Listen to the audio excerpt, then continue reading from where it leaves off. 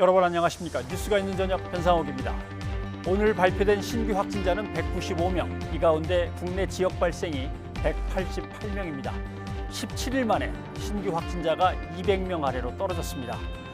확진자가 나온 곳이 교회, 병원, 학교, 운동시설, 아파트, 동호회 등입니다. 코로나19가 우리의 일상생활 속으로 깊이 들어와 있는 걸 볼 수 있습니다. 그리고 이번 대규모 확진으로 중증 환자가 많이 늘어서 의료진이 더욱 절실하게 필요한 지금입니다. 뉴스가 있는 저녁, 오늘 준비한 내용을 안기령 앵커가 소개합니다. 전해주시죠. 예, 오늘의 주요 소식 정리해드립니다. 9호 태풍 마이삭이 동해로 빠져나간 가운데 곳곳에서 피해가 속출했습니다. 10호 태풍 하이소는 다음 주 월요일에 한반도를 강타할 것으로 전망돼 철저한 대비가 필요해 보입니다. 태풍 관련 속보 잠시 뒤에 알아보겠습니다. 국민의힘 당직자가 코로나19 확진 판정을 받으면서 국회 일정에 비상이 걸렸습니다. 확진자와 접촉 가능성이 있는 여야 지도부는 자택 대기에 들어갔습니다. 관련 소식 잠시 뒤에 전해드리겠습니다. 의사 집단 휴진이 2주째 이어지고 있는 가운데 의사단체가 긴급회의를 열고 정부 추진 의료 정책에 대한 협상 단일안을 마련했습니다. 이들은 빠른 시일 내에 국회 정부와 대화를 시작하겠다고 밝혔습니다. 잠시 뒤 대한전공의협의회의 이야기 직접 들어보겠습니다. 전교조가 법의 노조라고 통보했던 박근혜 정부의 처분은 적법하지 않아 무효라는 대법원 판결이 나왔습니다. 전교조는 다시 합법적인 노조의 지위를 회복하게 됐습니다. 잠시 뒤 전교조 측을 연결해 이번 판결의 의미 짚어보겠습니다. 태풍 마이삭 소식부터 전해드립니다. 태풍 마이삭이 지나는 길에 중심에 있었던 부산에서는 최고 초속 39m가 넘는 강풍이 도심을 덮쳤습니다. 강풍 피해를 막으려 창문에 테이프를 바르던 60대 여성이 깨진 유리에 팔을 다쳐 많은 피를 흘려 숨지는 등 2명이 목숨을 잃었습니다. 손재호 기자가 보도합니다. 거센 바람 소리에 잠을 이룰 수 없습니다. 집안 천장에 전등이 흔들리고 어항에 물이 출렁거릴 만큼 바람이 거셌습니다. 강력한 바람에 해운대 고층 아파트 강화유리 창문도 깨졌습니다. 인명피해도 발생했습니다. 부산시 사하구 장림동의 한 빌라 3층에서 베란다 창문에 테이프 작업을 하던 60대 여성이 깨진 유리창에 손목과 팔뚝을 베어 병원으로 옮겨졌지만 과다출혈로 숨지는 등 3건의 인명피해가 발생했습니다. 도심은 폭풍에 휩쓸렸습니다. 바람에 놓친 가방을 주우려다 강풍에 밀려 개천에 빠진 여성을 구조하기 위해 구조대가 출동했습니다. 신호등은 바람을 견디지 못하고 꺾여버렸고 간판은 거리에 나뒹굴고 가로수는 제 몸을 가누지 못합니다. 미쳤다. 이거 진짜 장난 아니다. 이거 진짜 장난 아니다. 옥상에 있던 가건물은 도로에 드러누웠고 교회 철탑이 주택을 덮치는 아찔한 사고도 있었습니다. 강풍의 위력은 콘크리트 전봇대까지 부러뜨려 골목길에 나뒹굴게 했고 건물 외벽은 속절없이 무너졌습니다. 강풍 피해가 생긴 초고층 빌딩 부근 시장 상인들은 초고층 빌딩이 마뜩잖습니다. 요 호텔 짓고 작년부터 지금 이런 피해가 있거든요. 요 호텔 짓고 나서 이 골바람이 2001년 개장 이후 대형 태풍이 오면 항상 사고가 났던 아시아드 주경기장 지붕막도 강풍에 못 이겨 뜯겨져 나갔습니다. 태풍을 맨 먼저 맞은 해안은 이번 태풍 마이삭의 위력을 그대로 보여줍니다. 광안리 일대 상가는 말 그대로 쑥대밭이 됐고 전기까지 끊겨 암흑천지가 됐습니다. 월파로 방파제를 훌쩍 뛰어넘은 파도는 도로에 해초를 쏟아냈습니다. 부산 소방본부에는 마이삭과 관련한 300여 건의 피해 신고가 접수됐습니다. 태풍 이동 속도가 빨라 태풍이 부산에 머문 시간이 짧았다는 게 그나마 다행이었습니다. YTN 손조입니다. 이번 태풍으로 부산 지역에는 예기치 않았던 대규모 정전 사태도 벌어졌습니다. 시민들이 큰 불편을 겪었고 원전 운영도 일시 중단됐습니다. 이 소식은 김종호 기자가 보도합니다. 꺼졌던 불이 잠시 들어오더니 힘없이 깜빡이다 완전히 꺼집니다. 비교적 환한 도로 불빛 때문에 정전이 된 아파트 단지는 더 어둡게 보입니다. 도로가에 있는 가로등은 꺼지진 않았고요. 온통 단지 전체가 실과 같이 어둡게 돼버렸습니다. 태풍이 몰고 온 강풍이 도심을 핥히고 지나간 부산. 전신주가 넘어지거나 고압선이 끊어지는 사고가 속출하며 7만 5천 가구 전력 공급이 중단됐습니다. 한전이 긴급 복구에 나섰지만 워낙 피해가 커 완전 복구까지는 12시간 넘게 걸렸습니다. 강풍과 침수에 대비했던 상인들은 예기치 않았던 정전 피해와 더딘 복구 소식에 속이 타들어갔습니다. 특히 화로 도매상에서는 물고기 수천 마리가 한꺼번에 폐사하는 것을 지켜볼 수밖에 없었습니다. 여름에 수온이 상당히 높기 때문에 저희들도 그 냉각기를 트는데 어제 태풍 마이삭에 의해서 정전이 되는 바람에 저희들이 그 냉각기가 작동을 안 해서 모두 폐사했습니다. 강풍 속에 고리 3, 4호기와 신고리 1, 2호기 가동도 일시 중단됐습니다. 발전소 밖 전력 계통에 이상이 생긴 거로 보이고 원자로 상태에는 문제가 없다는 게 원전 측 설명입니다. YTN 김종호입니다. 이어서 울산 지역 피해를 살펴보겠습니다. 울산은 오늘 새벽에 태풍 마이삭의 영향권에 들었습니다. 한 마을은 공장의 지붕이 날아와 쑥대밭이 됐습니다. 대형 인명사고가 날 뻔한 아찔한 상황이었는데요. 김인철 기자가 취재했습니다. 찌그러진 철제 패널이 지붕처럼 주택을 덮었습니다. 담벼락을 부수며 마당 깊숙이 점령한 이 패널은 건방이라도 내려앉을 듯 위태롭기 짝이 없습니다. 태풍이 힘을 써던 시각 커다란 굉음과 함께 날아든 불청객에 집주인은 두려움에 떨었습니다. 그냥 거의 전쟁 치듯이 폭탄 떨어지는 그런 소리가 났습니다. 네. 그래서 우리 주변에 있는 가정에도 몇 집 어른들이 많이 놀랐죠. 사고가 난 것은 새벽 3시 전후. 폐 공장의 가로 세로 20m 크기의 철제 패널 지붕이 인근 10여 가구를 덮친 겁니다. 이 과정에 전신주 5개가 부서졌고 단독주택 10여 가구 담벼락 등이 파괴됐습니다. 전신주가 부서지면서 이렇게 길에 세워져 있던 차량이 심하게 파손됐습니다. 골목길까지 날아든 철 구조물이 마을길까지 막았습니다. 주민 대부분이 집안에 있는 새벽 시간이라 자칫 인명피해가 우려됐습니다. 근데 동네가 엉망이 됐습니다. 다친 사람은 물론 한 분뿐이지만 주무시다가 졸지에 큰일 당할 뻔했습니다. 동네 어른들. 이 때문에 마을 전체가 정전되고 식수도 공급받지 못하는 불편을 겪고 있습니다. 폐공장의 안전 문제를 여러 차례 거론했으나 별 소용이 없었다는 주민들. 태풍 마이삭이 강타한 데 이어 뒤따라 태풍 하이성까지 올라온다는 소식에 가슴을 졸이고 있습니다. YTN 김인철입니다. 충청 지역은 태풍의 진로에서 벗어나 있었습니다. 그럼에도 안전하지는 못했습니다. 구조물과 나무가 쓰러지고 정전과 침수 피해가 속출했습니다. 이문석 기자입니다. 구조대원들이 구겨진 철판을 들어 올립니다. 그 사이 철판 아래 깔렸던 차는 간신히 빠져나왔습니다. 새벽에 불어닥친 돌풍에 건물 지붕에 있던 샌드위치 패널이 이렇게 힘없이 뜯겨져 떨어진 겁니다. 골목에 주차된 차량 3대가 파손됐습니다. 그 소리가 엄청 커가지고 주민들이 놀래가지고 이제 밖에 나와서 쳐다보니까 이 상황에 이제 판넬이 떨어졌고 차 몇 대가 이제 덮여가지고. 서해대교에선 달리는 화물차에서 컨테이너가 떨어져 한때 목포 방향 2개 차로가 통제됐습니다. 다행히 다친 사람은 없었지만 강풍의 위력을 실감하게 했습니다. 소방대원들이 사다리로 다리를 만들어 주민을 대피시킵니다. 호우에 갑자기 하천물이 불어나면서 충북 영동군에서만 주민 4명이 고립됐다 구조됐습니다. 옥천군 지하차도에선 물에 잠긴 승용차에서 소방대원들이 가까스로 운전자를 구해냈습니다. 해안가에선 선박 침수 피해가 잇따랐습니다. 침수 선박 해수 배출하고 있음. 충남 보령 대천항에서 어선이 침수돼 긴급 배수 작업이 진행됐고 서천 마량항에선 2톤급 선박이 뱃머리만 남긴 채 바닷물에 잠겼습니다.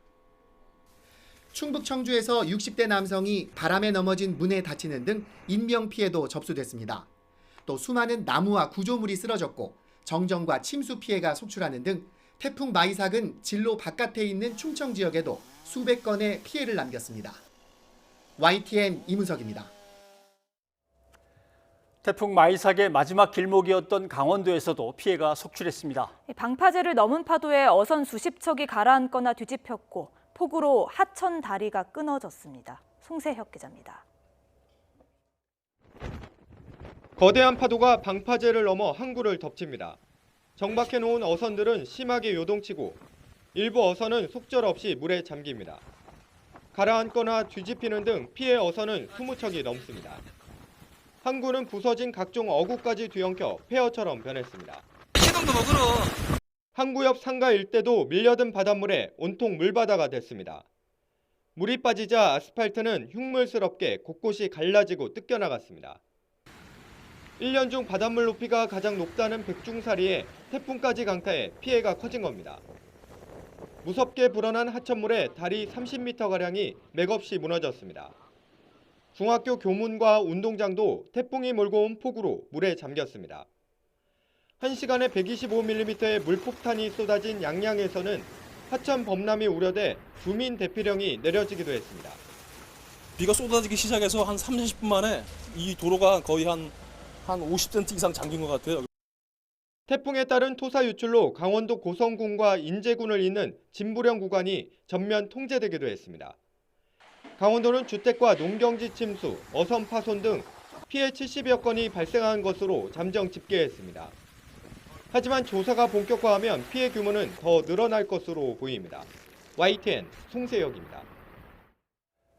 태풍과 함께 불어난 강물에 차량과 사람들이 또 오가던 다리가 순식간에 무너졌습니다. 다행히 인명피해는 없었는데요. 알고 보니 위험을 처음으로 알아챈 주민이 몸으로 차량 진입을 막아서며 피해를 줄일 수 있었습니다. 지환 기자입니다.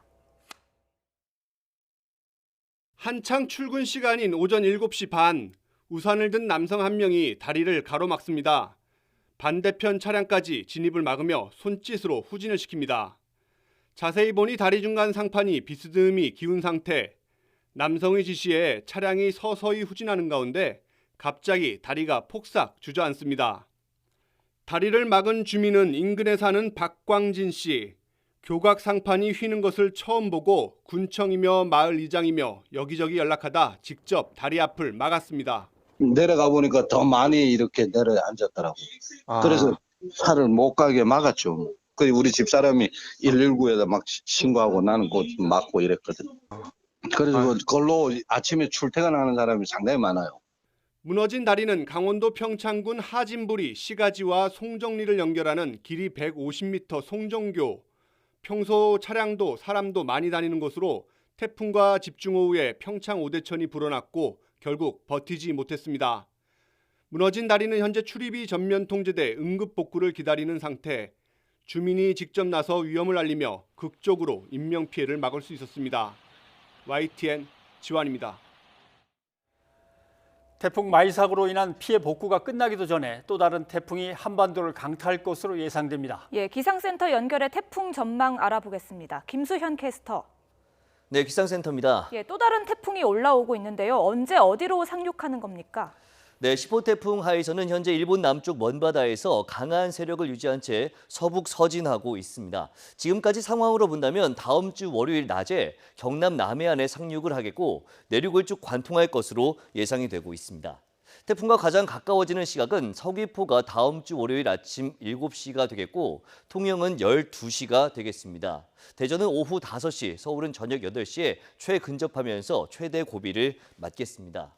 일본과 미국 모델도 우리나라와 비슷한 경로를 보이고 있고 유럽 모델만 조금 더 동쪽으로 북상하면서 일본 규슈에 상륙할 것으로 내다보고 있는데요. 이런 경우에도 규슈를 지난 뒤에 부산을 스치며 동해안을 따라 북상할 것으로 이렇게 보이기 때문에 다른 경로보다는 약하더라도 제법 강한 비바람이 불겠습니다. 따라서 어떤 경로로 이동을 하든 태풍의 피해가 발생할 수 있습니다. 특히 우리나라의 예측과 맞아떨어진다면 제주도 동쪽 해상을 통과할 때 초강력 태풍에 맞먹는 매우 강한 위력을 보이겠고 상륙할 때도 마이삭보다 강한 세력을 유지할 것으로 예상됩니다. 마이삭의 피해 복구가 완전히 이루어지지 않는데 이 전에 또다시 강력한 태풍이 상륙하면서 더 큰 피해가 우려됩니다. 앞으로 발표되는 태풍 정보 꼼꼼히 참고해 주시기 바랍니다. 기상센터였습니다.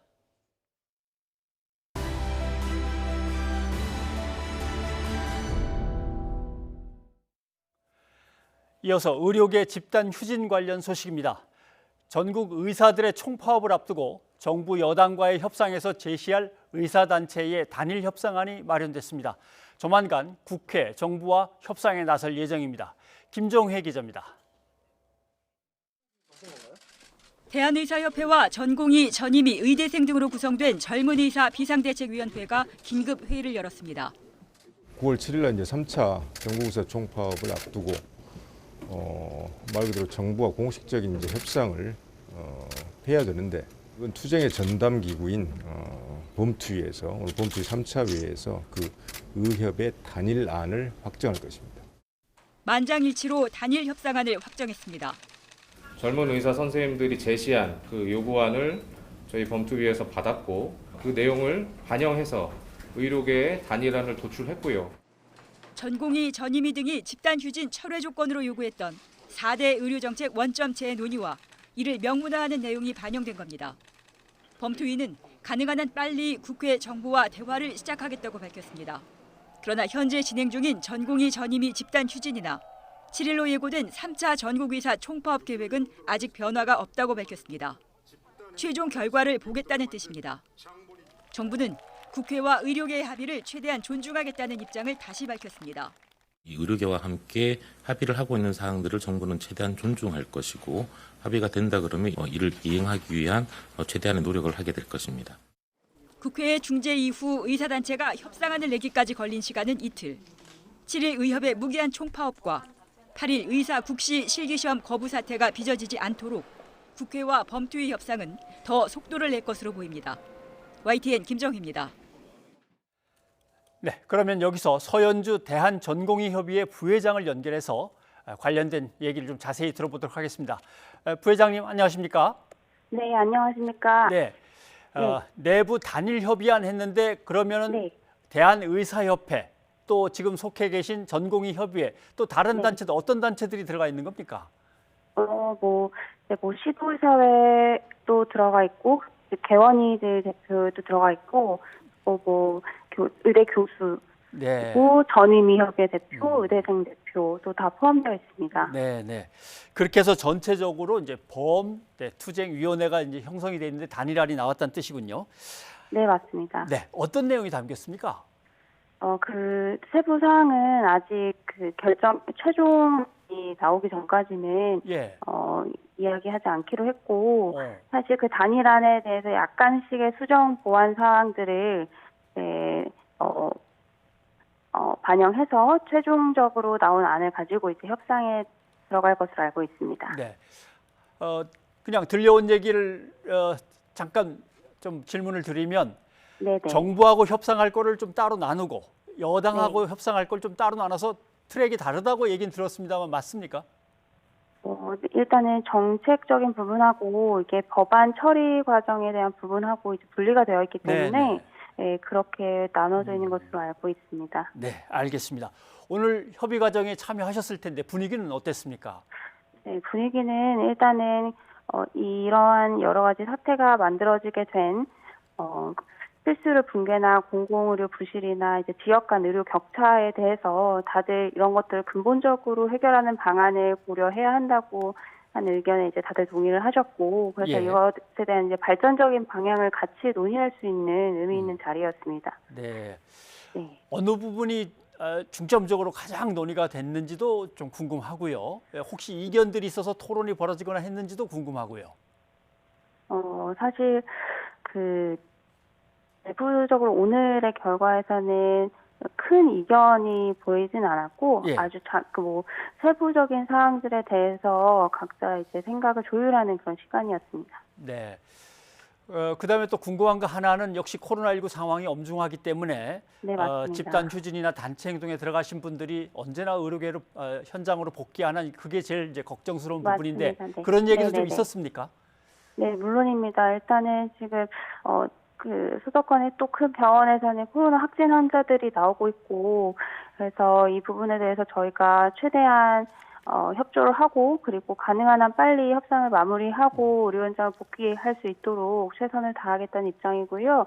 그 전에라도 이제 그런 관련된 진료나 또 필요한 이제 필수 인력 같은 경우에서 최대한 협조를 해야 한다는 그런 입장입니다. 네.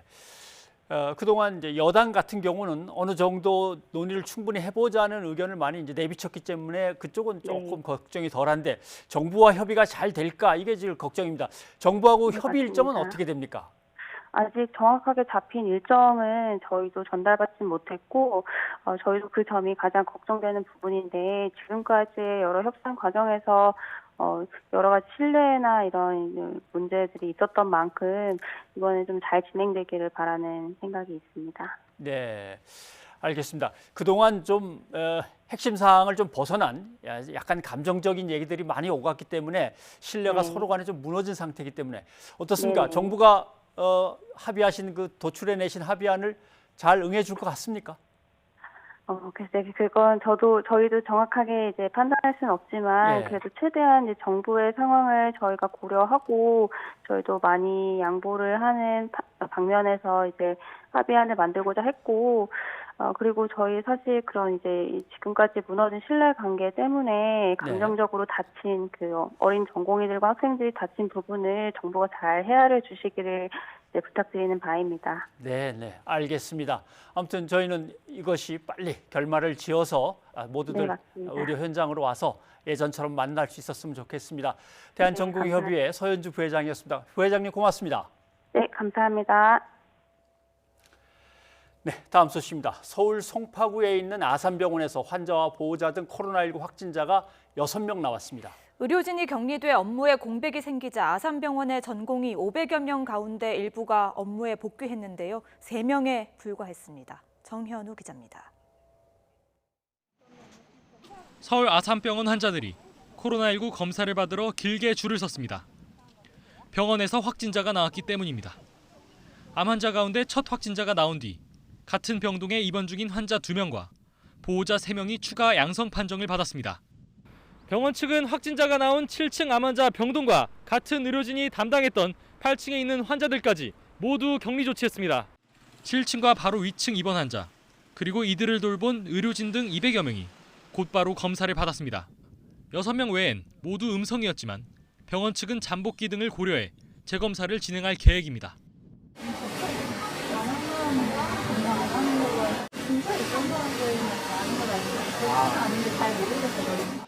암 병동에서 근무하던 교수 등 의료진들이 밀접 접촉자로 분류되자 병원 업무에는 공백이 생겼습니다.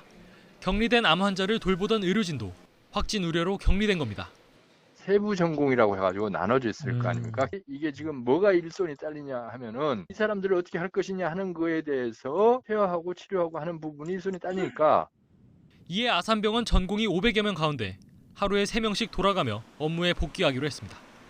하지만 다른 전공의가 추가로 의료 현장에 복귀할 계획은 없는 것으로 전해졌습니다. 저는 내과 전공의 3명만 일단은 응급 상황이기 때문에 확진자가 1명인지 여러 명인지 뭐 여러 가지 가능성을 따져가지고 이제 그거를 해야 되기 때문에. 확진자 발생으로 암 환자들도 하마터면 진료를 못 받을 뻔한 상황.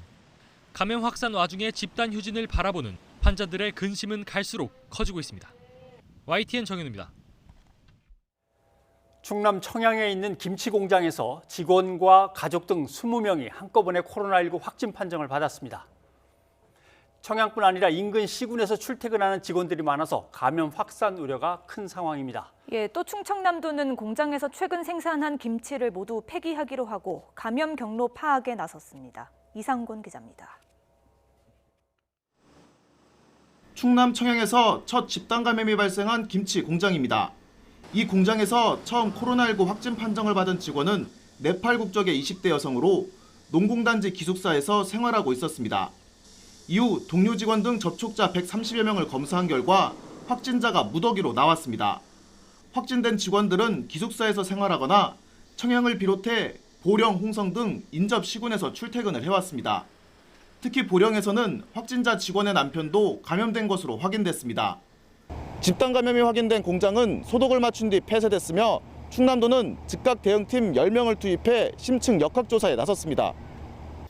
다수의 확진자가 나온 기숙사에는 다른 업체 직원들도 생활한 것으로 조사돼 입소자 전원으로 검사 대상이 확대됐습니다. 한꺼번에 많은 확진자가 발생했고 감염 경로가 파악되지 않아 감염 확산 우려가 큰 상황입니다. 격리자 중 확진자가 얼마나 증가할지 모르는 아주 엄중한 그런 상황입니다. 격리자 및 접촉자 동선 파악 등 역학조사를 철저히하고 격리자 모니터링을 강화하도록 하겠습니다. 충청남도는 직원들이 함께 쓰는 탈의실과 휴게실 등에서 물과 공기시료를 채취해 감염 경로를 파악하기로 했습니다. 또 해당 공장에서 지난달 28일부터 생산한 김치 50톤을 전량 회수해 폐기할 계획이라고 밝혔습니다. 재고량 10톤에 대해서는 전량 폐기하고 이미 유통된 40톤, 천안, 제주, 화성, 대전 등의 40톤은 회수해서 전량 폐기할 계획이다. 그런 말씀을 드립니다. 중앙방역대책본부는 이번 집단 감염에 대해 전 세계적으로 음식물을 통한 감염 사례가 보고된 바 없고 음식을 매개로 한 감염 위험은 없는 것으로 판단한다고 밝혔습니다. YTN 이상곤입니다.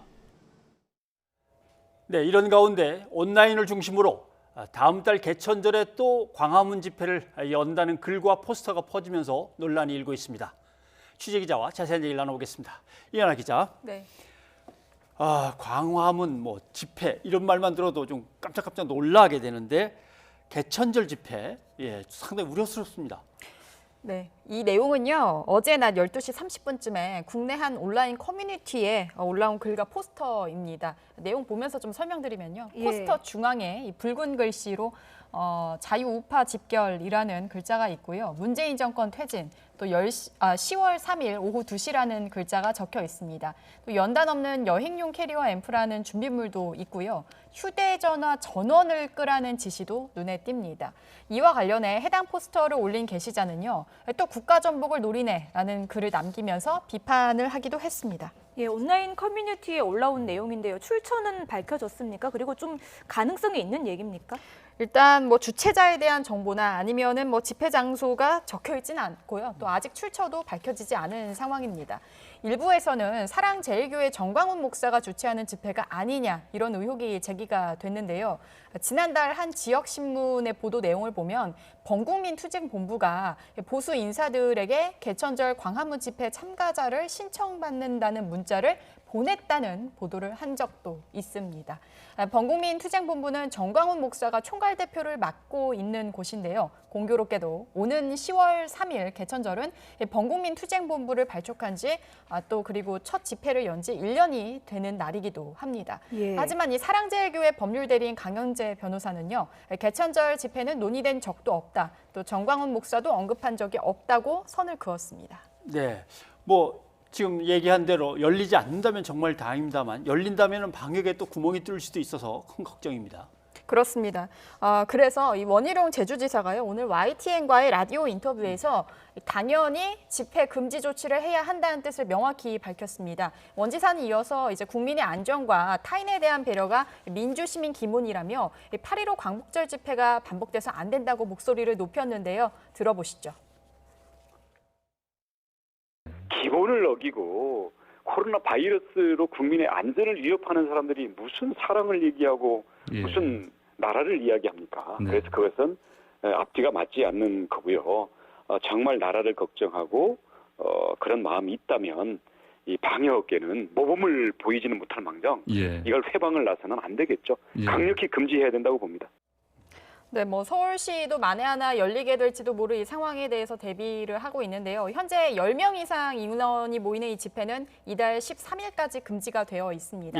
만약에 개천절 집회 계획이 실행이 된다면 추가로 집회 금지 명령은 더 연장될 가능성이 높아 보이고요. 또 관련해서 서울시 관계자는 아직 발생된 건 아니지만 만약에 개천절 집회가 열릴 경우 코로나19 상황과 서울시 당시 행정명령 또 사회적 거리 두기 단계 등을 종합적으로 검토해서 대응할 것이다라고 밝혔습니다. 예, 우려가 되는 상황인데요. 그리고 서울시는 사랑제일교회에 구상권 청구하겠다 이렇게 밝혔잖아요. 그 규모도 좀 공개적으로 구체적으로 밝혔다고요. 네, 서울시가 다음 주 중 서울 사랑제일교회와 그리고 정광훈 목사 측에 150억 원 규모 구상권을 청구할 것이라고 이렇게 밝혔습니다. 150억 원의 계산 근거를 좀 자세히 살펴보면요. 사랑제일교회 관련 확진자 1,117명에 대한 검사비가 7억 원이고요. 또 자가격리자 2,000명에 대한 검사비가 3억여 원이 있습니다. 그리고 서울시가 부담한 치료비 약 5억 원, 그리고 사회적 거리두기 2단계 격상에 따른 대중교통 이용률 감소로 인한 손실 80억 원 등으로 계산이 되는데요. 서울시 관계자는 직접 간접 비용을 반드시 모두 계산해서 2차, 3차 구상권 청구를 진행할 것이라며 끝까지 책임을 물을 것이다. 이렇게 뜻을 강하게 밝혔습니다. 네. 이러한 얘기를 정부나 지자체에 그냥 엄포라고 받아들이지 말고 전체 국민의 간절한 바람이라고 좀 이해를 해줬으면 좋겠습니다. 예. 네, 이현아 기자 수고했습니다.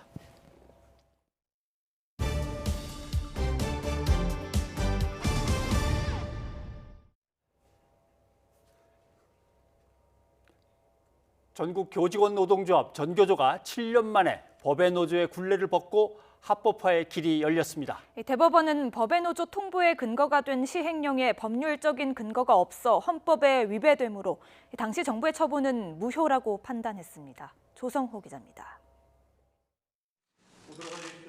대법원 전원합의체가 전국 교직원 노동조합에 대한 법의 노조 통보가 적법했는지에 대해 7년 만에 결론을 내놨습니다. 김명수 대법원장을 포함한 대법관 다수는 위법한 통보이며 효력이 없다고 결론 내렸습니다. 법의 노조 통보의 근거가 된 시행령이 법률의 근거에 행정권을 발동해야 한다는 헌법 원칙에 어긋난다고 판단한 겁니다.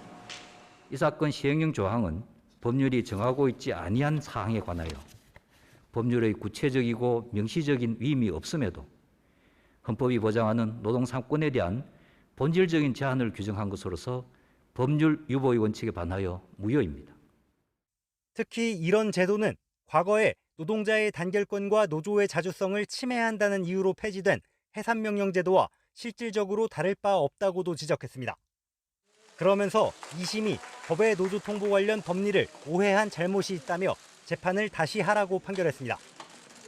이기택, 이동원 대법관은 전교조가 법이 정한 요건을 지키지 않았기 때문에 처분이 정당하다는 의견을 냈지만 소수에 그쳤습니다. 앞서 전교조는 지난 2013년 박근혜 정부 고용노동부의 법의 노조 통보 처분에 불복해 행정소송을 냈지만 1, 2심 모두 패소했습니다. 하지만 이번 대법원 판결로 전교조는 합법 노조 지위를 회복할 길이 열렸습니다. 전교조는 재판부에 감사의 뜻을 밝히면서 지난 정부가 내린 단체 협약 무효와 전임자 현장 복귀 명령 등의 조치를 철회해야 한다고 요구했습니다. 학교로 돌아가서 합법 노조로서 학교를 일구고 교육을 일구어서 아이들이 행복한 학교를 만드는 것으로 보답해 드리겠습니다.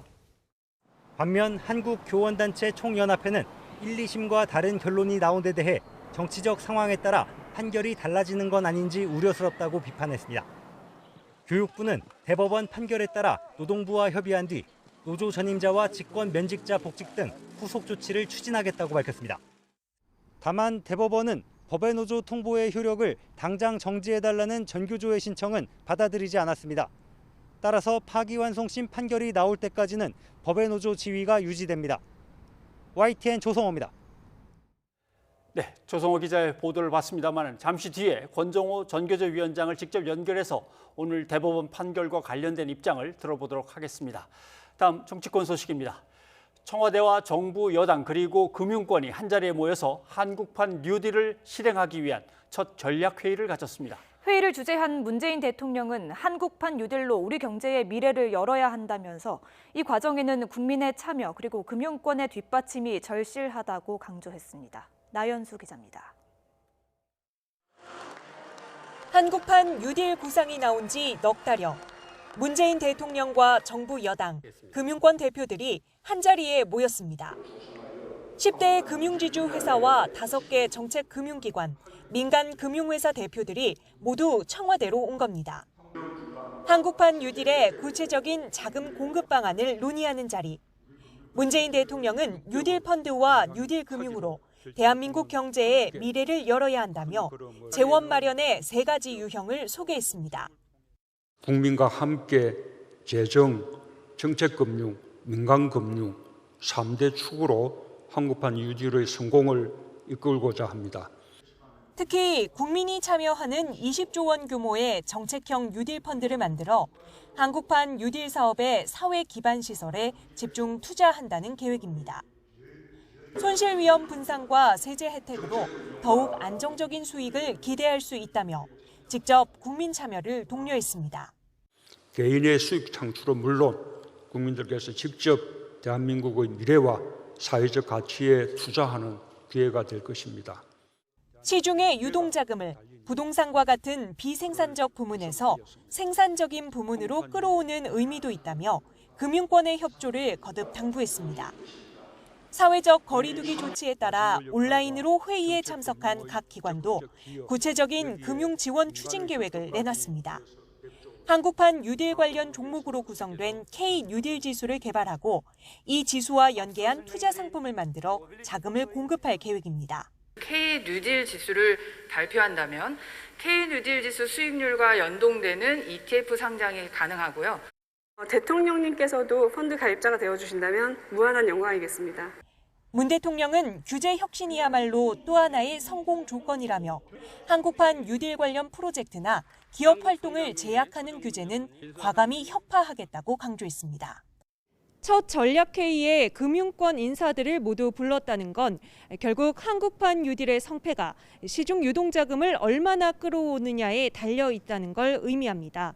국민이 호응하고 민간이 투자할 차세대 수익 사업을 찾아내는 게 정부의 핵심 과제라는 뜻이기도 합니다. YTN 나연수입니다. 그러면 여기서 오늘 대법원의 전교조 판결과 관련해 전교조 측을 직접 연결해서 얘기를 들어보겠습니다. 권정호 전교조 위원장이 지금 연결돼 있습니다. 위원장님 안녕하십니까? 네, 반갑습니다. 네, 법의 노조. 전교조는 노조가 아니다 해서 전교조는 노조가 아니라는 게 아니다. 이 이제 답을 얻는데 7년이 걸렸습니다. 감사 편지도 쓰셨던데 어느 정도 예감을 하고 계셨는지 소감이 어떠십니까? 이 자리를 빌어서요. 지난 7년 동안 전교조 법외노조 좀 엄혹한 과정에서 전교조 6만 조합원이 굉장히 많은 애를 썼습니다. 그 조합원들에게 진심으로 감사하다는 말씀을 드리고 또 전교조 법외노조 철회를 위해서 힘을 모아주신 우리 시민들, 학부모들, 그리고 노동자들 이분들에게도 진심으로 감사하다는 말씀을 드리겠습니다. 예. 오늘 전교조는 매우 기쁘고 그리고 감사한 결정이라고 받아들이고 있습니다. 지난 7년의 엄혹한 긴 어둠의 터널을 벗어났다는 점에서 새로운 전교조 활동을 기약하면서 이번 결정을 무겁게 받아들이고 있습니다. 네, 1심, 2심에서는 정부의 판정 또는 지침 또는 어떤 행정 처분이 마땅하다라는 결과가 나왔었기 때문에 대법원으로 갔고 대법원에서 전원 합의체로 넘어가면서 혹시 뒤집히지 않나라는 생각을 했었는데 예상을 하셨습니까? 저희들은 사실은 1, 2심 과정에서도 가처분 신청 3번이 인용이 된 바가 있고요. 그래서 전교조가 사실은 주장이 인용된 바가 있죠. 그리고 본안 소송 2번에서는 패소했었습니다. 그래서 이 전교조 법외노조 관련해서 굉장히 법리 공방이 치열했고 법원의 판단도 엇갈린 측면이 있었습니다. 그리고 이 1, 2심 판결이 진행되는 동안에 이제 정권이 바뀌고 그리고 시대적 환경도 많이 바뀌었습니다. 그래서 저희들은 이번 대법 판결에서 반드시 법외노조를 취소하는 결정이 내려질 거라고 예상을 하고 있었습니다. 네. 대법원의 판결 취지를 보면 헌법이 보장한 자유나 권리에 대해서 제한을 하려면 명백하게 법률에 근거했어야 되는데 법률도 없고 시행령도 그 근거가 될 만한 법률이 없다. 아마 이런 뜻인 것 같습니다. 이번 대법원의 판단은 어떤 의미가 있다고 보십니까? 노동조합법 시행령 9조 2항에 법외노조 이렇게 노조 아님 통보를 할 수 있는 근거 조항이 있습니다. 그 근거 조항이 효력을 가지려면 그 상위법인 노조법의 위임이 있어야 되는데 네. 노조법 위임 없이 이루어진 시행령 조항이 무효라는 판결이었습니다. 그래서 이렇게 이 판결로 인해서 사실은 이제 교원과 일반 노동자들의 그 노동기본권이 굉장히 많이 확대된 역사적 판결이라고 생각하고요. 앞으로는 모든 노동조합에 해직자가 참여할 수 있는 길이 열렸다고 이렇게 긍정적으로 평가하고 있습니다. 네, 정부 당국이 법의 노조로 처리한 것에 대해서 효력을 정지시켜달라고 가처분 신청을 냈는데 그거는 기각이 된 거죠. 그러면 파기환송심 끝날 때까지 다시 가봐야 되는 거겠죠?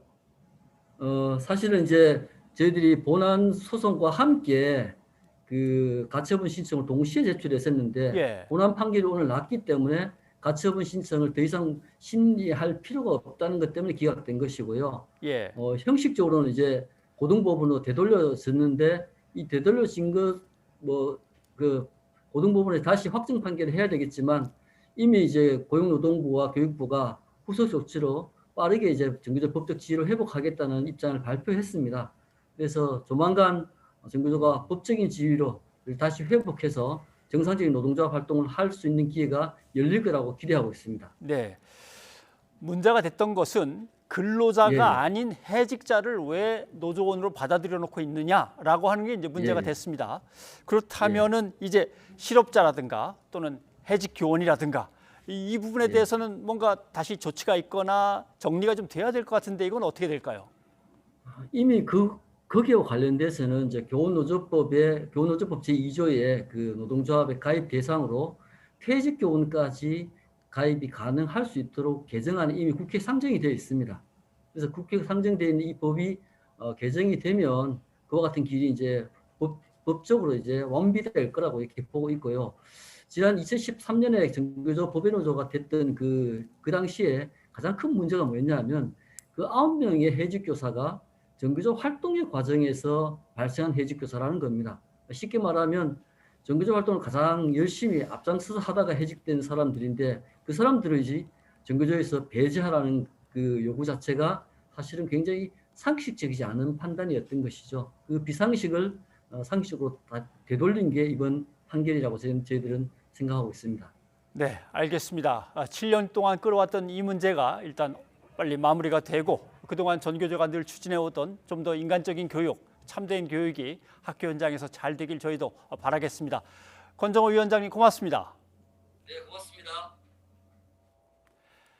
네, 오늘 권정호 위원장 화상 연결 중에 일부 음량이 고르지 못했습니다. 시청자 여러분의 양해를 부탁드립니다. 이어서 국회 소식입니다. 국회가 나흘 만에 다시 폐쇄됐습니다. 이번엔 국민의힘 당직자가 코로나19 확진 판정을 받았습니다. 국민의힘 지도부는 물론이고 더불어민주당의 이낙연 대표까지 자택 대기에 들어갔습니다. 최하영 기자입니다. 국회가 다시 문을 걸어 잠그고 방역 작업에 들어갔습니다. 코로나19 확진자가 또 나오면서 문을 연 지 나흘 만에 다시 폐쇄된 겁니다. 전면 폐쇄는 아니지만 국회 본관 1, 2층과 소통관 1층이 문을 닫았습니다. 이번엔 국민의힘 당직자가 코로나19 확진 판정을 받았습니다. 이 당직자와 함께 업무를 본 이종배 정책위 의장은 곧장 코로나19 검사를 받고 자가격리에 들어갔습니다. 이에 국민의힘 지도부도 비상입니다. 이 정책위 의장이 지도부와 함께 김종인 비대위원장 취임 100일 기자간담회에 참석했기 때문입니다.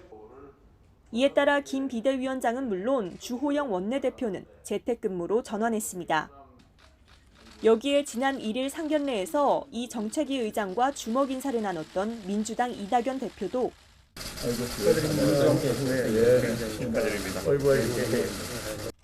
복귀 사흘 만에 다시 자택 대기에 들어갔습니다. 이 대표의 발이 묶이면서 2차 재난지원금 논의를 위한 고위 당정협의도 취소됐습니다. 이와 함께 예정됐던 예산결산 소위 등 상임위원회 일정과 회의들도 전면 중단됐습니다. 정기국회가 문을 연 지 이틀 만에 멈춰서면서 이후 일정도 줄줄이 영향을 받을 것으로 보입니다. YTN 최하영입니다. 숙명여대 김순례 동문회 총동문회장 취임을 반대합니다. 세월호 참사와 5.18 민주화 운동 관련 막말로 논란을 일으켰던 김순례 전 미래통합당 의원이 숙대 총동문회장에 단독으로 출마한 사실이 알려지면서 동문들이 반대 서명에 나섰습니다. 김 전 의원은 지난 2015년 세월호 유가족을 비하하는 표현으로 그리고 지난해에는 5.18 유공자들을 괴물에 비유하며 물의를 일으켰죠.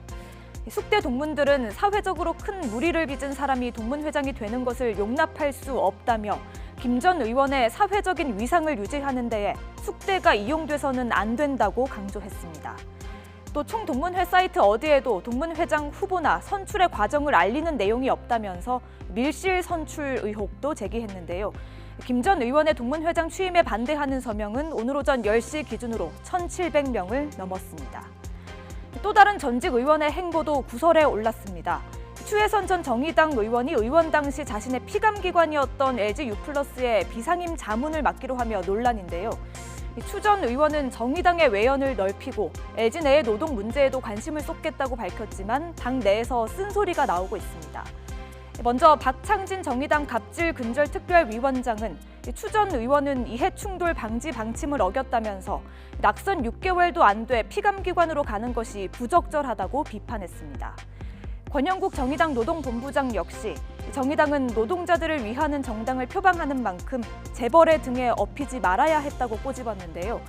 이렇게 당 안팎에서 비판의 목소리가 커지고 있는 가운데 정의당 지도부는 아직 공식 입장을 내놓지 않고 있습니다.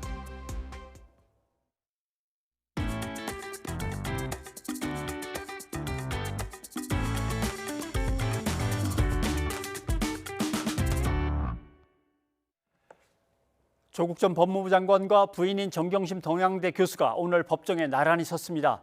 증인으로 출석한 조 전 장관은 증언 거부권을 행사하면서 검찰의 질문에 답을 하진 않았습니다. 신장식 변호사와 이 얘기를 좀 더 나눠보겠습니다. 어서 오십시오. 네, 안녕하세요. 자, 증인으로 출석은 했는데 검찰의 질문에 대해서 증언은 거부하면서 형사소송법 제148조에 있는 권리를 행사하겠습니다. 이렇게 답을 했단 말이죠. 이 형사소송법 148조가 어떻게 되는 겁니까? 형사소송법은 148조는 근친자의 형사책임과 증언 거부라고 하는 명칭이 있고요. 누구든지 자기나 다음 각호의 일에 해당한 자, 즉 친족 또는 친족 관계가 있었던 자 또는 법정 대리인, 후견 감독인 등 이런 사람들이 형사소추 또는 공소 제기를 당하거나 재판에 넘겨진다는 거죠. 또는 유죄 판결을 받을 사실이 반로될 염려, 그러니까 그것이 밝혀질 염려가 있는 증언을 거부할 수 있다라고 되어 있는데요. 이것은 근데 단순히 그냥 법에만 규정되어 있는 것이 아니라 실제로는 우리나라 헌법 제12조 제2항에 모든 국민은 고문을 받지 아니하며 형사상 자기에게 불리한 진술을 강요당하지 아니한다라고 하는 헌법상의 권리를 형사소송법에 구체화해 놓은 것이다. 이렇게 보시면 되겠습니다. 불리한 진술을 강요당하지 않는다라는 헌법에 있는 것을 이제 법이 그것을 이제 실행을 하는 거군요. 그래서 실제 재판 증언을 과정에서 거부할 수도 있다. 당연히. 하긴 부인과 딸이 다 재판에 얽혀 있기 때문에 부인과 딸이 얽혀 있을 뿐만 아니라 본인도 다른 사건 번호가 달라서 다른 재판에서 진행되고 있지만 공범으로 부인과 적시가 돼서 재판이 진행되는 부분이 있기 때문에 사실은 본인을 위해서도 그리고 친족을 위해서도 증언을 거부할 수 있는 형사소송법상의 근거와 헌법상의 권리가 우리 법에 규정되어 있다. 이렇게 보시면 되겠습니다. 오히려 그 정경심 교수 측의 변호인은 아니 조국 전 장관이 증언을 갖다 거부할 것이라고 예전에 한 적도 있고 하겠다는 어떤 취지로 얘기를 했는데도 굳이 이렇게 증인으로 불러내서 검찰이 계속 질문을 던지냐, 아마 그렇게 불만을 제기한 것 같아요. 당연히 그렇게 얘기를 할 수밖에 없고요. 이거는 제가 보기에는 이제 검찰이 일종의 여론재판용 퍼포먼스의 목적도 있었던 것이 아닌가. 그러니까 부부를 같이 오늘 많은 뉴스에서 보면 부부가 동시에 재판장에 섰다. 라는 것. 그다음에 실은 148조가 증언 거부권이 보장되고 있음에도 불구하고 특히나 또 검찰 조사 단계에서도 증언 거부권은 보장돼 있거든요. 그런데 증언 거부권을 행사했습니다라고 한 줄 딱 쓰면 될 것을 꼭 검찰은 진술 조서를 만들 때 질문을 하고 묵묵부답하다, 질문을 하고 묵묵부답하다 이렇게 꼭 기재를 해요. 즉 뭔가 헌법상의 권리를 행사하고 있음에도 불구하고 그 서면을 봤을 때는 뭔가 숨기고 있고 궁지에 몰려 있고 하는 그런 느낌을 줄 수 있도록 진술조서도 작성을 하거든요. 이게 재판에서 또 반복된 게 아닌가라는 생각도 듭니다. 그러니까 오늘 기자들의 기록을 보니까 1시간 하고도 한 10분에 걸쳐서 108번 질문을 던지고 108번에 걸쳐서 형사소송법 148조를 적용해서 대답을 안 하겠습니다. 이게 108번을 왔다 갔다 해야 되는 건가요? 예. 그 포괄적인 진술 거부권이 인정되기도 하고요. 예. 답변에 따라서 질문에 따라서 개별적으로도 진술 거부권이 인정되기도 하는데 이 질문이 사실은 피의 사실과 관련 있는 질문과 관련 없는 질문이 혼재되어 있었던 것으로 보이고요. 그래서 피의 사실과 관련 없는 질문에 대해서는 사실은 변호인 측에서 이건 피의 사실과 관련 없는 질문이니까 질문하지 말아달라라고 했음에도 불구하고 이제 108번을 계속 질문을 하고 148조, 148조, 148조를 108번을 반복하게 했던 거죠. 네, 알겠습니다. 그런데 뭐 저 같으면 제가 검사라면 이렇게 해서 여기 108개 질문이 있는데 이거 다 읽어보셨으면 이거 다 한꺼번에 그냥 처리해 주십시오 할 것 같은데 그걸 다 읽었군요. 절대 그렇게 하지 않는 것이 이제 공판 조서라는 게 작성이 됩니다. 예. 그럼 공판 과정에서 재판 과정에서 어떤 말들이 오고 가는가를 쭉 쓰는데 한 줄로 요약할 수 있음에도 불구하고 108번의 질문과 148조 형사소송법 148조의 예. 증언거부권 행사하겠습니다라는 것이 조서로 남는 것이 판사는 결국 현장에서의 느낌도 있지만 또 공판 조서를 보면서 판단을 하게 되거든요. 그렇군요. 네. 판사가 108번 거부하겠습니다라는 쭉 답변을 보면서의 어떤 네. 또 심정적인 약간의 흔들림이 있을 수도 있다는 말씀이죠. 그렇죠. 심증에 영향을 주려고 하는 심증에 아무래도 영향을 줄 수 있지 않을까라는 거고요. 그래서 조 전 장관도 법정에서만큼은 이게 심증의 증언 거부권의 행사가 헌법적 기본권인 만큼 그런 심증에 영향을 주는 그런 선입관이 없었으면 좋겠다라는 말을 굳이 했던 이유도 그런 점에 있습니다. 네. 자, 이야기를 다른 걸로 좀 넘겨봐야겠습니다. 실제로 보수 언론과 야당을 중심으로 지금 추미애 법무부 장관을 둘러싸고 논란이 벌어지고 있습니다. 국민의힘 이제 신원식 의원이 문제 제기를 한 거죠. 맨 처음에는 추미애 장관의 보좌관이 추미애 장관 아들이 근무한 그 부대에 전화를 걸었다 이렇게 돼 있는데 사실관계가 조금 다른 것 같습니다. 네, 그렇습니다. 이게 추 장관 보좌관이 직접 전화한 녹취 파일인 줄 알았더니 그게 아니라 신원식 보좌관이 군 관계자와 전화한 녹취 파일이고요. 예. 이렇게 되면 법률상으로 보자면 전원의 전원입니다. 그러니까 누군가 직접 이야기한 게 아니라 들은 이야기. 근데 이제 통화한 군 관계자도 내가 그렇다는 얘기를 들은 것 같다라는 식으로 얘기를 했기 때문에 누군가로부터 들은 얘기를 군 관계자가 이야기를 하고 또 군 관계자로부터 신원식 의원의 보좌관이 들은 얘기예요. 전원의 전원 같은 경우는 사실 법정에 갔을 때는 증거 능력이 없습니다. 실제로 이야기한 사람이 내가 그런 얘기를 했다라고 하는 것을 법정에 나와서 증언을 해야 증거 능력이 생기거든요. 예, 뭐 서일병의 휴가가 연장되느냐 뭐 라면서 그런 거 아니에요 이런 식인데 이건 이제 유도성 질문이라고 볼 수 있나요? 그렇게 보이기도 하고요. 근데 녹취 이게 법정에서는 검찰이 유도성 질문이나 변호인도 유도성 질문을 할 수는 없습니다. 자기 질문 시간에는 반론을 할 때는 유도성 질문을 할 수도 있지만 근데 이제 어떤 특정한 의도를 가지고 이렇게 녹취를 했기 때문에 이 녹취가 아까도 말씀드렸다시피 전원의 전원이라는 점 그리고 의도를 가지고 녹취가 이루어졌다는 점 등이 만약 재판에 이것이 증거로 제출된다고 했을 때 증거의 신빙성 부분에서 많은 한계가 있는 녹취다 이렇게 보입니다. 네, 신원식 의원의 보좌관이 이제 군에 통화를 한 내용 여기에 대해서 실제로 추미애 장관의 아들이 직접 반박하는 글도 올린 것 같습니다. 예, 변호인단에서도 장문의 글을 반박하는 글을 올렸는데요. 핵심적인 부분은 실제로 아팠고 수술을 받았고 그다음에 그 수술을 받았을 때 소견서나 진단서를 모두 적법하게 제출을 했다라는 점이고 이 사건의 발단이 됐던 게 사실 복귀하기로 한 날, 병가가 끝나는 날 당직 사병이었다 내가. 근데 그때 전화를 받았다라고 얘기했던 소위 A라고 하는 전 당직 사병의 증언으로부터 이 사건이 발단이 됐는데 근데 사실관계를 보니까 이 사람이 그날 당직 사병도 아니었고 직접 전화 통화를 한 사람도 아니다. 그러니 이 사람의 증언의 신빙성부터 철저히 조사해달라라고 하는 취지가 강하게 좀 담겨 있습니다. 추미애 장관의 아들의 휴가를 승인해준 부대장도 인터뷰를 해서 사실 내용을 밝힌 것 같습니다. 네, 어떠한 부당한 조치도 없었다. 예, 그 구두로 승인한 부분도 있고 실제로 연대 무슨 전산 시스템에 이게 다 올라가 있다라고 하는 취지로 이야기를 했고 한편으로는 검찰에서도 그런 진술을 그 신원식 의원이 주장하는 그런 취지의 진술을 한 적이 없는데 예. 또 신원식 의원은 검찰에서 이미 그런 진술이 있었다라고 얘기를 하니까 결과적으로는 검찰에서 어떤 조사가 이루어졌는지 예. 그리고 향후에 빠르게 이 조사를 진행하는 게 좋겠습니다. 네.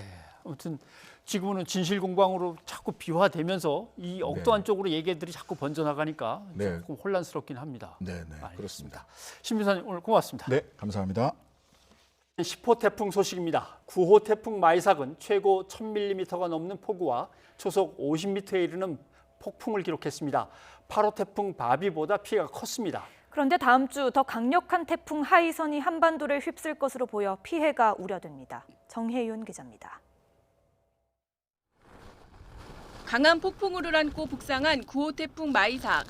매우 강한 세력을 지녔던 태풍답게 마이삭은 제주도 동쪽 해상을 지나며 역대급 호우 기록을 남겼습니다. 한라산 남벽에 무려 1000mm가 넘는 물폭탄이 쏟아졌고 고산에는 초속 49.2m의 폭풍이 기록됐습니다. 하루에 1000mm 이상의 호우가 기록된 건 지난 2016년 울산 태화강을 범람시켰던 태풍 차바에 이어 두 번째입니다. 그 밖에 영동 지방에 500mm 안팎, 부산 등 경남 해안에도 200mm 이상의 많은 비가 집중되며 침수, 해일 피해가 속출했습니다. 태풍의 중심이 내륙을 지난 데다 상륙한 뒤에도 강한 세력을 잃지 않아 8호 태풍 바비보다 더 큰 피해를 남긴 겁니다. 이 태풍은 지금 굉장히 좀 이례적으로 상륙하면서 지금 동해안으로 빠져나갈 때까지 거의 약해지지 않고 있거든요. 워낙 이 강한 수증기를 갖다 끌고 올라왔던 것이 하나의 원인이고 두 번째는 지금 뭐 시속 한 70km로 엄청 빠르게 지금 북상을 하고 있거든요. 그러다 보니까 이렇게 빠르면은 거의 세력이 약해지지 않고 그대로 올라간다는 또 특징이 있습니다. 다음 주엔 마이삭보다 더 강한 태풍이 북상합니다. 10호 태풍 하이선입니다. 하이선은 일본 먼 남쪽 뜨거운 바다를 지나며 매우 강한 태풍으로 발달하겠습니다. 태풍은 일요일 밤 일본 규슈 서쪽 해상을 지나 월요일 아침 제주도 서귀포 동쪽 해상을 통과하는데 중심 최대 풍속이 초속 53m로 초강력 태풍에 맞먹는 위력을 지닐 것으로 보입니다. 태풍은 월요일 낮 경남 해안에 상륙해 한반도를 남북으로 관통할 전망입니다. 태풍 마이삭으로 인한 피해 복구가 끝나기도 전에 또 다른 피해에 대비해야 하는 상황입니다. 특히 이번 태풍은 내륙을 관통하는 데다 수도권 등 인구가 많은 도심 가까이 지날 것으로 보여 어느 때보다 철저한 대비가 필요합니다. YTN 정혜윤입니다. 태풍 마이삭은 부산에 새벽 2시 20분에 상륙해 오전 6시 30분 동해상으로 빠져나갔습니다. YTN 취재진이 태풍의 경로를 따라 이동하면서 그 위력을 직접 살펴봤습니다. 경북 포항에서 강원 삼척까지 홍성욱 기자가 취재했습니다. 새벽 2시 20분 부산에 상륙한 태풍 마이삭. 영남권에는 강한 비바람이 몰아치기 시작했습니다.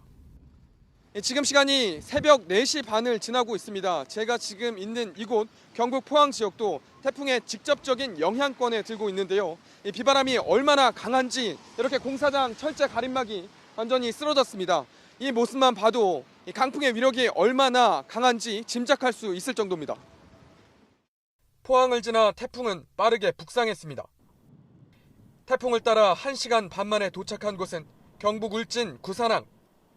강풍에 나무가 아예 누워버렸고 방파제를 넘은 파도는 주민들을 위협했습니다. 북상하는 태풍을 따라 저희 취재진도 경북 울진까지 올라왔습니다. 이 굵은 빗줄기는 많이 가늘어졌는데 이 강한 바람이 문제입니다. 심지어 바닷물의 수위도 높아지고 파도도 계속해서 높은 상태를 유지하면서 이 마을 주민들은 뜬 눈으로 밤을 지새야 했습니다. 잠은 좀 주무셨어요, 밤에? 거의 못 잤습니다. 계속 막 지켜보고 뉴스 보고 확인한다고. 이후 시속 30km 안팎의 속도로 북상한 태풍은 강원도 동해안으로 마침내 한반도를 빠져나갔습니다. 제9호 태풍 마이삭은 오전 7시를 기해 동해상으로 완전히 빠져나갔습니다. 이 비는 모두 그쳤지만 강한 바람은 계속되고 있습니다. 특히 해안가 도로를 덮치는 이런 높은 파도도 계속해서 몰아치고 있습니다. 날이 완전히 밝자 주민들은 서둘러 복구 작업에 나섰습니다. 다른 지역에는 지금 뭐 돌이 다 넘어가고 난리인데 여기는 아직 뭐 그렇게 아주 큰 피해보다도 일단은 그나마 천만다행이라고 생각을 해요. 태풍 마이삭은 부산 상륙 시점부터 5시간여 만에 크고 작은 피해를 남긴 채 한반도를 벗어났습니다. YTN 홍서욱입니다. 네, 태풍으로 전남에서도 정전과 낙과 피해가 잇따랐습니다. 여수 거문도는 4시간 가까이 전기가 끊어졌고 바닷가의 도로 곳곳도 파손되고 떠내려갔습니다. 김범환 기자입니다. 태풍이 핥히고 간 여수 거문도입니다. 해안도로가 움푹 파였습니다. 아스팔트는 떠내려가기도 했습니다. 만조와 겹치면서 높은 파도가 넘어와 생긴 피해입니다. 파도로 인해 가지고 도로가 많이 파손이 됐고, 그다음에 물량장 같은데 물량장도 파손이 많이 됐고, 또 도로, 계단, 컨테이너 그런 것 많이 파손이 됐습니다. 바닷가 난간도 심하게 휘어졌습니다. 쉼터도 폭삭 내려앉았습니다. 방파제가 파손되면서 도로 곳곳에 구조물이 나뒹굴고 있습니다. 거문도 400여 가구 등 전남에서는 3,300여 가구의 전기가 한동안 나갔습니다. 내륙에서는 배와 사과 등도 우수수 떨어졌습니다. 고태풍 마이삭은 전남을 직접 강타하지는 않았지만 도로 침수 등 크고 작은 피해를 냈습니다. YTN 김범환입니다. 태풍 마이삭이 상륙해 관통한 경남에는 강한 비바람에 피해가 잇따랐습니다. 대형 풍력 발전기가 부러졌고 컨테이너선은 수 킬로미터나 밀려갔습니다. 박종혁 기자입니다. 높이 70m짜리 대형 풍력 발전기가 두 동강 났습니다. 날개는 바닥으로 떨어져 완전히 부서졌습니다. 태풍 마이삭이 몰고 온 강풍을 이기지 못해 부러진 겁니다. 복구 중인 걸로 알고 있어요. 일단 도로 쪽으로 일단은 넘어진 부분이라서 도로는 이용이 돼야 되기 때문에. 태풍 상륙 지점과 가까웠던 거제에는 초속 40m에 이르는 강풍으로 피해가 속출했습니다. 건물 외벽 마감재가 바람에 뜯겨 날아간 곳을 쉽게 찾아볼 수 있습니다. 저번 태풍에도 어느 정도 조금 몇 개만 떨어졌는데 이번에는 워낙 세니까 완전히 통째로 다 날아간 그런 상태입니다. 닻을 단단히 고정하고 태풍을 피하던 컨테이너선은 강풍에 2.4km나 밀려 해안가에서 멈추게 됐습니다. 배에 있던 미얀마 등 외국인 선원 14명은 다행히 해경에 구조됐습니다. 해안가 저지대 상습 침수 지역도 여지없이 물난리를 겪었습니다. 한창 장사를 할 시간이지만 어패류나 생선이 전부 물에 떠내려가거나 죽어 아예 장사를 접었습니다. 그나마 동네 전체가 물에 잠기지 않은 게 다행입니다. 동네가 전체가 물이 안 다니까 이번에는 다행히 이 시장만 물이 들고 동네 안에는 주택에는 물이 안 드니까 이것만 해도 감사하지. 수확을 앞둔 벼도 물에 잠기고 380여 헥타르가 쓰러졌습니다. 밀양에서는 170헥타르에 걸쳐 과수원 사과가 떨어져 농민들이 피해를 봤습니다. 정전 피해도 잇따라 경남 9개 시군에서 모두 2만 1,000여 세대가 강풍 속에 칠흑 같은 밤을 보내야 했습니다. YTN 박종혁입니다. 경북에서도 피해가 속출했습니다. 해안가를 중심으로 주택과 시설물이 파손됐고 파도를 이기지 못한 선박이 침몰하기도 했습니다. 또 7만 가구의 전기 공급이 끊겨 주민들이 불편을 겪었습니다. 허성준 기자입니다. 시멘트로 만든 방파제가 힘없이 뜯겨나갔습니다. 양철 지붕은 종잇장처럼 구겨졌고 문과 벽이 날아가 버린 가게는 집기들이 뒤엉켜 아수라장으로 변했습니다. 미처 빼내지 못한 차가 파도에 휩쓸립니다. 항구는 밀려온 쓰레기 더미에 뒤덮였고 해안도로와 건물은 성한 곳이 하나도 없습니다. 방파제를 삼킨 파도는 거침없이 여객선으로 향합니다. 울릉도와 독도를 오가는 돌피노가 맥없이 기울더니 끝내 침몰합니다.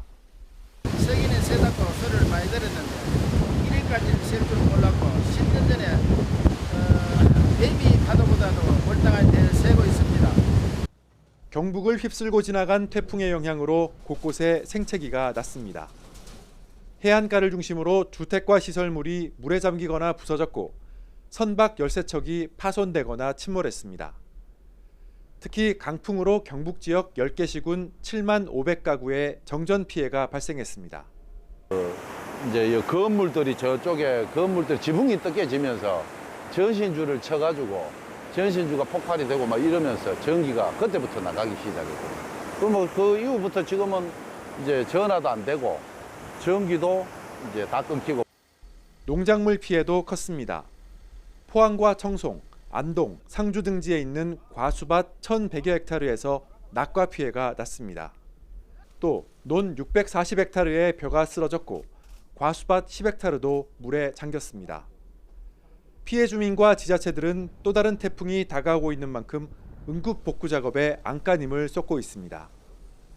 YTN 허성준입니다. 시청취자 여러분의 의견 소개해드립니다. 네. 확진자가 발생해서 국회가 다시 폐쇄됐다는 소식 전해드렸는데 9330님이 또다시 셧다운에 들어간 국회가 걱정입니다. 국회가 멈춰질수록 국민의 한숨은 커집니다. 해주셨습니다.